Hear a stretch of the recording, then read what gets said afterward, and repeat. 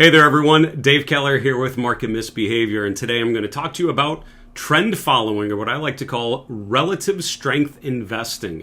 Relative strength investing is that general concept where you buy strength. Instead of buying weakness, you buy strength. You buy charts that are showing signs of resilience, signs of emerging strength, with the bet or with the playing on the opportunity that strength tends to lead to further strength.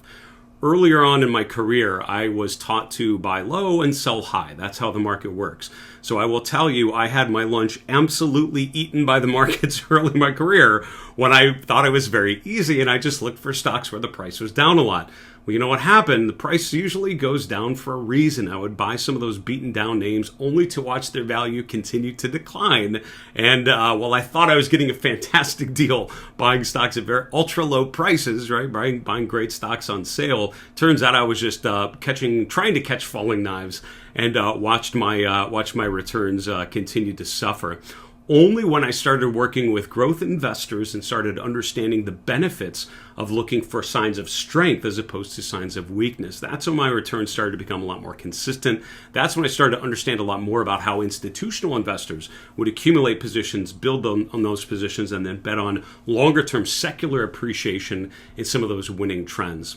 So today I'm going to talk to you about what relative strength is, why we use it, how we can detect it. And I also want to thank Seeking Alpha for supporting the channel, supporting the video, and share with you some of the tools I'm using on the Seeking Alpha platform to enhance my understanding and my appreciation for relative strength investing and to find new opportunities in this environment. So let's start looking at a chart of JP Morgan, JPM. This is one of the stocks that's had an incredible run in early 2025 after a fairly strong 2024.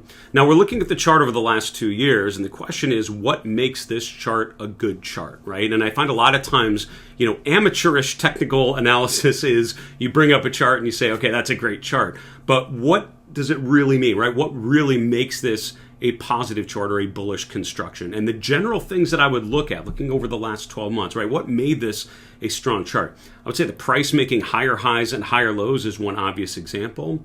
The moving averages consistently sloping higher through the entirety of the last year and a half, I think is absolutely true. The fact that most of the time the price is above two upward sloping moving averages is pretty meaningful. Look at the momentum, right? The RSI often becomes overbought. When we rally, when we pull back, the RSI often stalls out around 40. That's the sign of momentum overall being in a more bullish structure.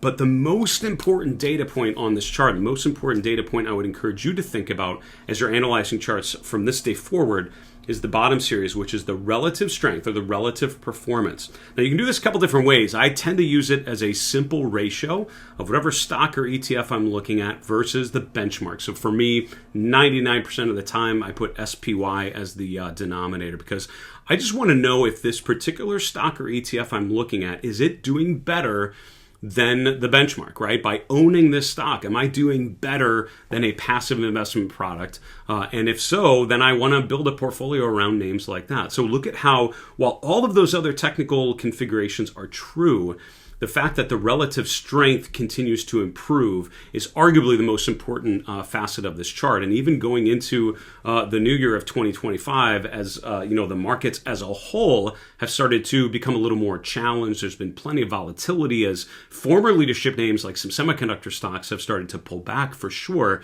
Charts like JP Morgan have remained strong, and the fact that the relative strength continues to slope higher, I think tells you all you need to know about the strength and the persistence of this particular trend.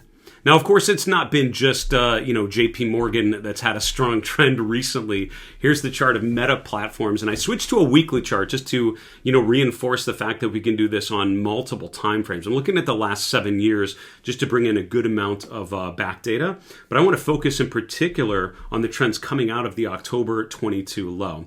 Meta was getting hurt big time in 2022, as a lot of stocks were, certainly, right? I mean, it was a painful year, and a lot of things bottomed out kind of in that June, September, October, November-ish kind of period, depending on what we're talking about. But most things kind of had a major low in the fall, and then things started to improve. But look at the difference from 2002 to 2003. And even on the weekly chart, we can see how the relative performance all of a sudden really starts to accelerate. You can see a period from like mid 21 to late 22 where Meta is consistently underperforming. We can see a period from October of 22 really through the present day where Meta, on the other hand, is actually starting to consistently outperform. Even the weekly momentum, which was quite negative in late 21 into early 22, where the RSI spent most of the time below 50, all of a sudden goes into a much more bullish range, with the RSI spending all of that time above 50. So we have a change of character, as I like to call it, from a distribution phase in 2022 to an accumulation phase in 2023. And it's a great reminder to me of, if I do nothing else, just focus on stocks that are starting to show improving relative strength, right? Stocks that are starting to outperform the benchmark. Because what that means is no matter what the benchmarks are doing, going up, going down, going sideways, this particular stock is doing better than average, doing better than the benchmark. And as a result, those are the types of names I'd personally want to build a portfolio around. Those names really starting to outperform on a relative basis. Here's Palantir, another chart obviously showing quite a bit of strength here in early 2025. Of course, we've seen a nice push higher, and I'm highlighting names like Meta and Palantir that are, making new all-time highs, while a lot of individual stocks are not doing that particular thing here in February of 2025. These are some of the positive outliers that are still doing quite well. But my point of bringing out the chart of Palantir is not to show how great it's doing in the last couple weeks.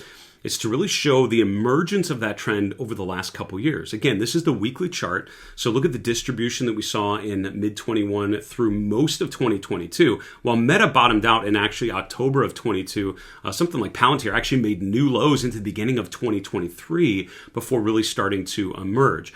But look at how the momentum shifted from the RSI all below 50 to the RSI all above 50. Look at the relative strength, which had been trending downwards, all of a sudden starts to trend higher. And here in May of 2023, we see a big surge to a new 12-month high. We see the relative strength improve. We see the RSI increase as the momentum is improving. But then look through the remainder of 23 and then through almost all of 2024, we can see that relative strength line continues to go up. So what's so funny is I remember being asked all through the course of the last 24 months, is it too late to buy Palantir? Is it too late to buy Palantir? Is it too late to buy Palantir? Literally all this time, anytime it's making a new 52-week high, I get at least one person asking me, did I miss it? And my answer, the reason why I show this chart and charts like this over multiple years showing these large compounding uptrends is because new highs are not something to be afraid of. To the contrary, I found that the new highs list is often a ripe ground for potential new ideas, because these are the stocks that are actually getting it done. Go back to my initial comments about buying stocks that are in established downtrends. The problem there is stocks in downtrends can remain in downtrends for a lot longer than you expect, and certainly longer than you want if you hold a long position. But stocks actually making new highs, market history is full of examples like this, which have shown strength, and that strength has led to further strength. So one of the things that I hope you take away from this video in particular is, by buying stocks showing signs of strength, whether that's in terms of improving price momentum, improving relative strength characteristics, or just the price action being in a strong primary uptrend above upward sloping moving averages, those strong charts are things I would not be scared away from. Those are the ones I would look for great potential opportunities. Now, again, I want to thank the folks at Seeking Alpha for supporting the channel and this video in particular. As I was looking for examples to use, I immediately thought about the Seeking Alpha quant rating, or the quant model, right? What they do is what I would describe as an institutional quality quant model. And a quantitative model, or an alpha model, is basically looking for characteristics of good companies and ranking stocks based on those characteristics. If you look at the right side of this quant rating screen, you can see the 5 main factors that drive the Seeking Alpha quant rating. Valuation, which is basically what are we paying versus the company's ability to earn, or the value of the company as measured by some different metric. Growth, which is how much this company is able to grow over time and grow their earnings, grow their capabilities.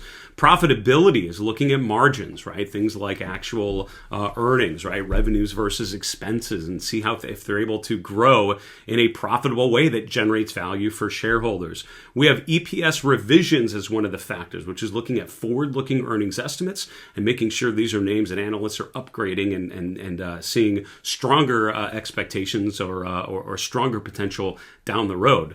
Now, the fifth factor, which I left for last, I would argue the most important, is momentum. And that is essentially what we've been talking about in this video up until this moment. I want to show that the Seeking Alpha quant rating, similar to institutional quant models that I've been familiar with, that I've worked with and worked on, always have a momentum factor. And what the momentum factor essentially does is looking for the type of strength that we talked about.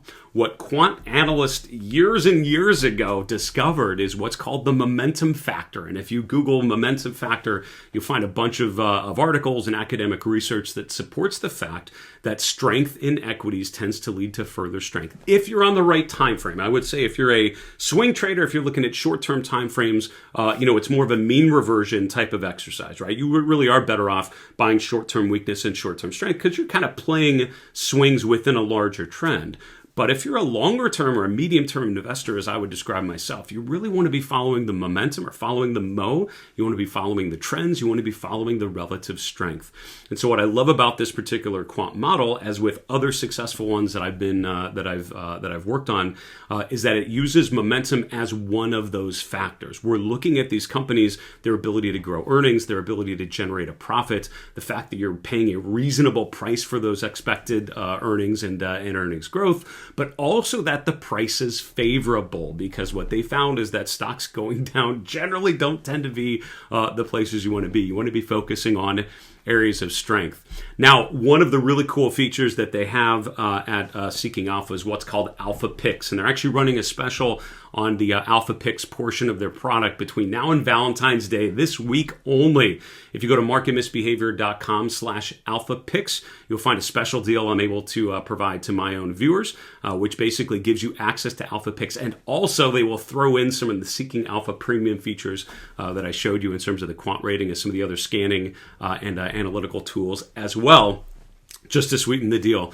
Their Alpha Picks model is basically their quantitative research team led by Steve Kress handpicks two names using their quant methodology, handpicks two names every month and shares you the name. You can see the entire portfolio if you join today. You can see the names that they've added in recent months. You can see which ones they are currently including as an alpha pick. And also they will let you know when it rolls off, right? If some of those factors start to not look so good, they will let you know and keep you informed. So it's a great way, I would argue, for medium-term and long-term investors to build up a portfolio of winning names showing strength according to this proprietary quantitative methodology. I want to highlight a couple of the names that have been alpha picks in recent years. These are, not particularly recent examples, but just to show you the types of patterns and types of breakouts that they're looking for.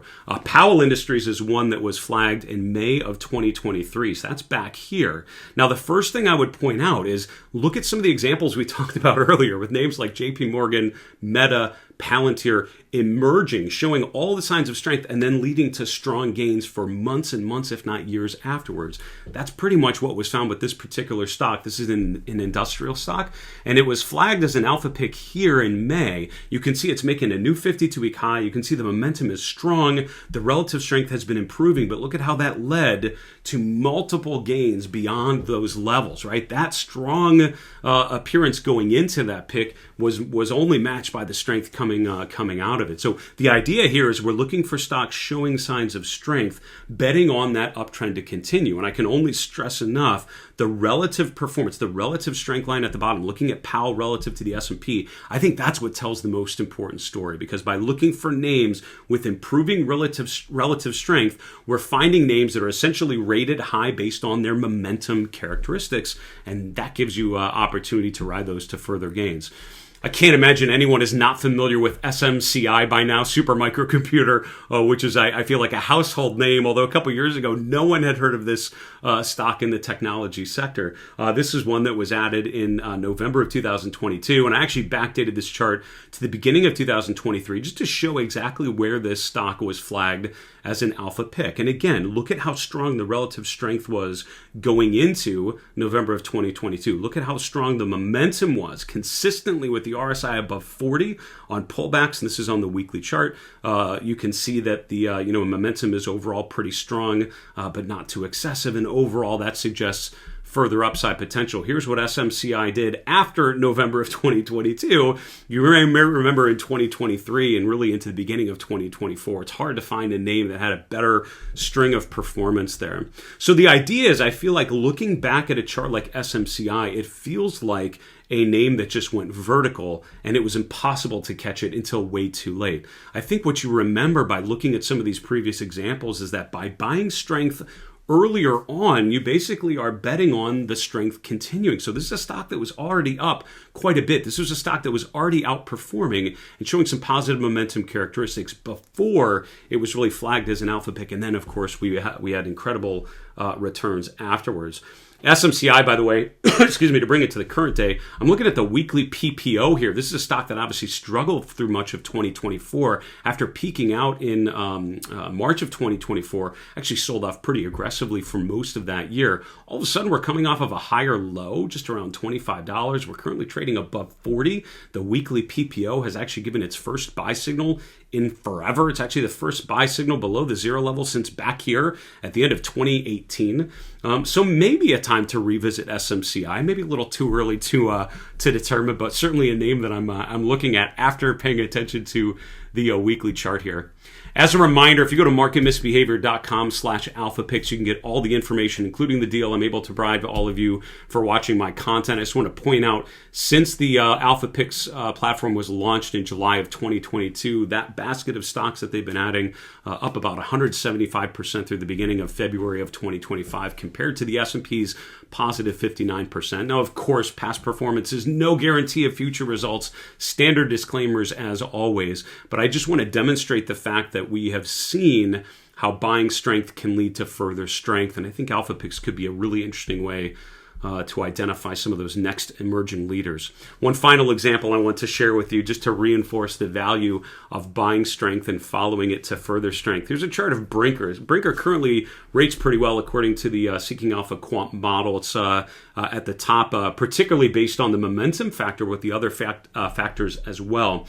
I just want to point out the fact that 2024 was a pretty strong year for Brinker. But as I'm looking back, I'm looking earlier in 2024, and I think that's one of the great benefits of technical analysis. You can start today and look back and find like sort of that ideal time. Like, when would it have been a perfect time to buy Brinker now that you know how well it's done, right? With perfect hindsight, where would you have wanted to accumulate? And I mean, obviously at the low would be perfect, but I think that's pretty unreasonable. So I'd be happy buying it like in the first quarter of 2024 because it's really starting to break out. And that's when it really accelerated into a very strong 24 after a fairly meager 2023.